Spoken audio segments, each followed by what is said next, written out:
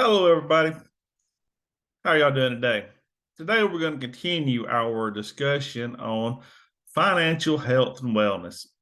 You know, a lot of people don't really look at finances the same way they look at other aspects of their life. And why that is, I really don't know because it's just as important as any other part of your life. And really, sometimes, it can be more important in some cases, in my opinion. So people go to the doctors and they get a full medical exam to make sure that they are healthy. You'll go to, a mechanic to make sure your car is, or your vehicle, whatever you may have, truck, whatever, is in good mechanical order. But how many of you really talk and know how money works and speak with a financial professional, just like you do a doctor, just like you do a mechanic or a construction expert when you're needing those types of expertise? Most of us have a tendency to learn about money from the people around us. And while there's nothing at all wrong with that, it's that they can only teach you what they know. So we want to help you and guide you to make the best financial decisions possible. But the only really true way to do that is by working with an expert. You don't go to the guy down the street to get the medical advice, or at least I hope you don't. That could be very, very detrimental. So today we're going to start out by talking about you are richer than you think you are. And many people may say, well, how can that be the case? You know, it all starts with the mindset. You have to start somewhere, and in that mindset you have to set it to where you want to go down the road. And while that road may be a year, 2 years, or 3 years down the road, or however long it may be, the mindset will get you there. Your mindset is gets you where you want to go in life, wherever that is. So some of the things I really want to focus on today is the most people believe that becoming a millionaire is next to impossible without a six-figure income. Wow. Do you know how untrue that is? You don't have to have a six-figure income to become a millionaire. Not even close to it.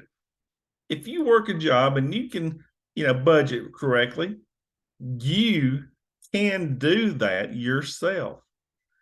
Now, it's going to be easier for some people. It's going to be more challenging for others. But where does it begin? It begins with the mindset and your vision of where you want to be and how are you going to accomplish that. So discovering your hitting wealth begins by following these three simple steps. And yes, I said three simple steps. And I'm not going to name these in any particular order, but they are wise to follow in this order. The first one is to reduce your debt. Well, to me, that's kind of obvious. If you have a lot of debt, your debt to income ratio is not good, or you're, spending more than you're making each month, then obviously you're not going to reach your goal. So the first thing is to cut out all unnecessary expenses. Instead of going to Starbucks 5 days a week or whatever coffee shop you like, why not cut it down to maybe 1 day a week or 2 days a week? Take that money and then replace that money, or say replace, realign that money to another area, a savings account, paying off more debt, something along that lines to help you build on your own wealth. And it's little things like that that so many people don't really think about. But by cutting the unnecessary expenses, you can put that towards your debt, get your debt paid off quicker, and then you're not just living paycheck to paycheck anymore. And that takes a huge load off of people when they're not having to live paycheck to paycheck and worry about how they're going to make next month's bills. Huge stress reduction. All right, the next one is going to be increase your cash flow. Well, we just talked about one way that you can increase your cash flow by not spending so much. It's going to increase that.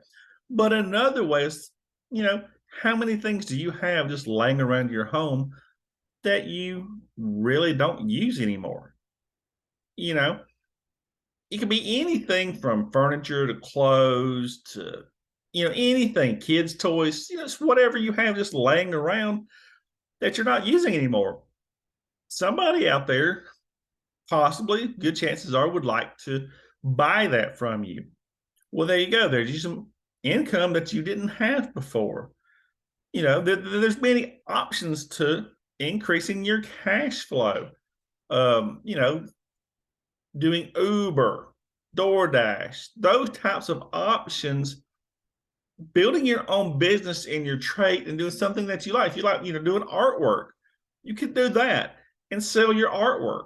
Whatever the thing is that you enjoy doing that can help bring in extra money, well, there you go. You're going to accomplish that. The next, save more money. And we've already kind of touched on that. By cutting unnecessary expenses, that's going to save money. But also what you do with that money and where you place that money can be and is huge. That's why it's so important to always speak with a professional to know your options. There are so many options available nowadays that most people don't know about. And that's, you're not taught financial education in schools.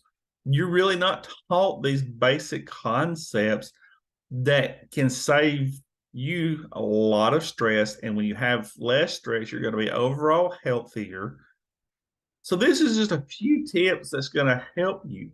And also, not only will this help you individually, oh man, could you imagine the relationships this would save just knowing these concepts? But knowledge is only half the battle. Once you gain the knowledge, then you have to implement the strategies, the actions. That's where it takes place. So you get the right mindset of where you want to go. Then you implement reducing your debt, increasing your cash flow, and saving more money. If you could just start right there, even if you're only saving $5 a week, and you've got that in a check or a savings account, just say at your local bank for the time being, you're still going to be making money because they're going to be paying you interest. And that interest is going to build interest. So your money is working for you, which is what you want. You're working hard for your money. Why shouldn't your money work hard for you? That's one of the things that I really want people to understand is why just have it sitting around doing nothing? To me, since I've learned this, it doesn't make sense. And I'm always looking for the next best deal. Where can I put my money that's going to work for me? Where can I put this to get the best rate of return? And we should all think that way. Because when you think like that, you're thinking like the wealthy. And, another way to increase your cash flow, this just hit me, is doing what everybody, as far as that goes, does to increase their cash flow. Just solving a problem. Anytime you identify a problem, you come up with a solution that somebody wants to pay you to implement, you're going to make money. All right, you've got an article of clothing that somebody wants. That's a problem. They don't have that clothing. You have it, boom, you just solved a problem. Let's say you know how to fix computers. Somebody needs a computer fixed, boom, you can help them do that. So there's all kind of different ways for you to increase your cash flow. And when you increase your cash flow, you have more money to save. You get your debt paid off quicker, and you can become even more wealthier than you already are. And can you imagine if you do that year after year after year, where you're going to be by the time you retire? You could easily be a millionaire by that time. So that's just something I want everybody to think about today. If you haven't already and would like to learn more about what we teach here, you can always request a copy of our book, How Money Works. Stop being a sucker. Just reach out to us and let us know you'd like a copy of it. Be sure to follow me on Facebook, Robbie South Teaches How Money Works. I'm also on Instagram, Robbie South TMHS. So just reach out to us, let us know.